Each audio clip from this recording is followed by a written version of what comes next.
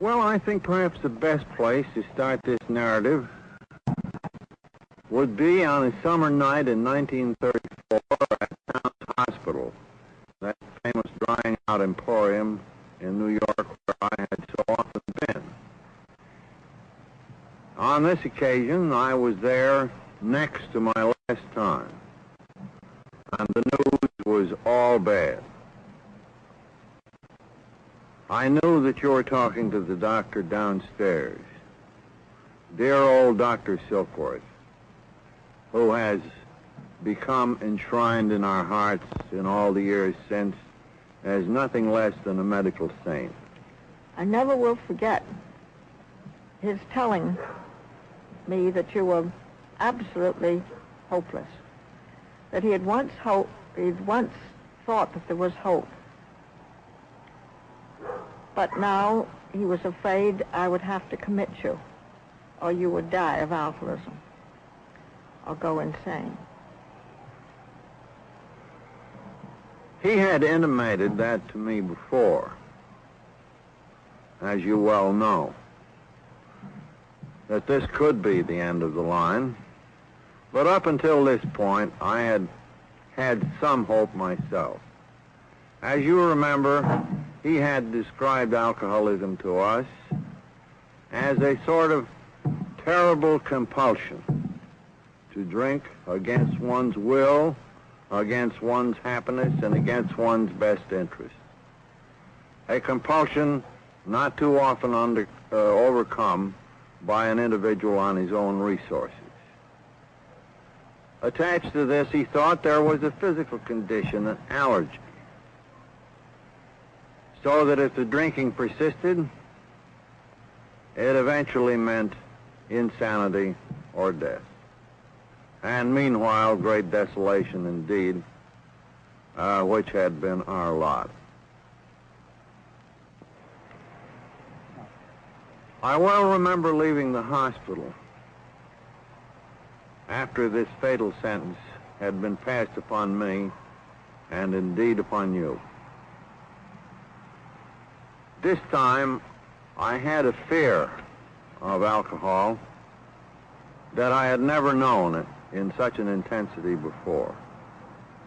And I suppose it was mainly fear and constant vigilance that kept me sober for the next few months.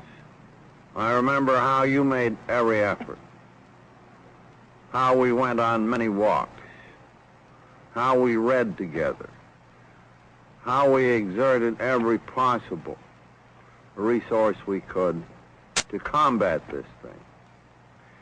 Then I remember how I began to feel better, how confidence returned, though false confidence it proved to be.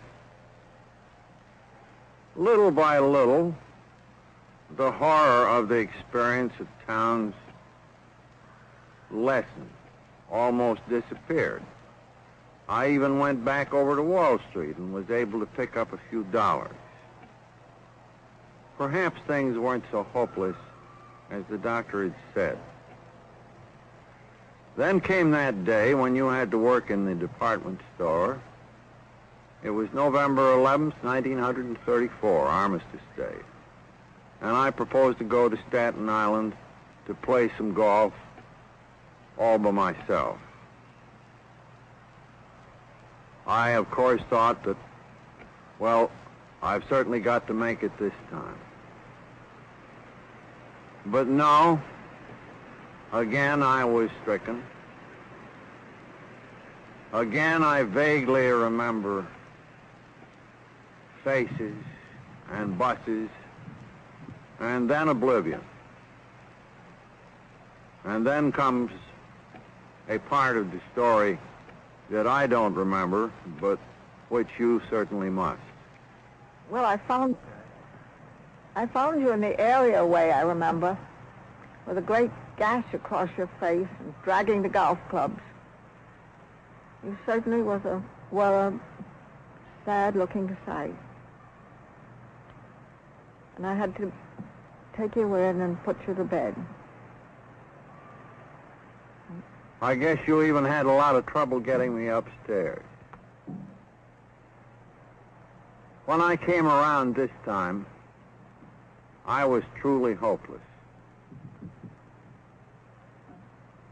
For the first time, I could see myself as a denizen of a mental hospital. For perhaps a week, I drank on. And if that were possible, the utter hopelessness of our situation was borne in on me. I seldom left the house except to get gin.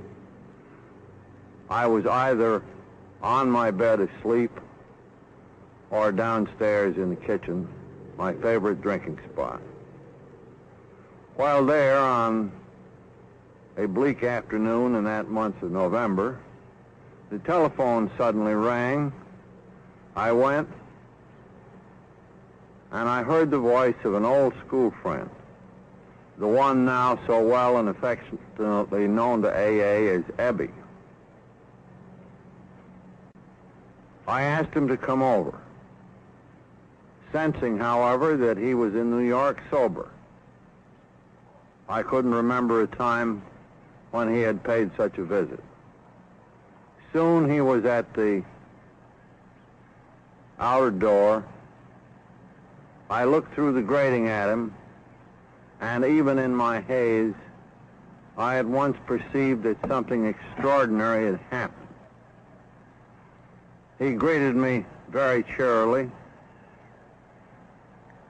I stumbled inside. We sat at the kitchen table. I pushed across to him a pitcher of gin flavored with pineapple juice. And at this point, he shook his head and with a smile said, "Well, I'm not drinking just now." Well, this mystified and also disappointed me. I thought that he and I could retreat into the past.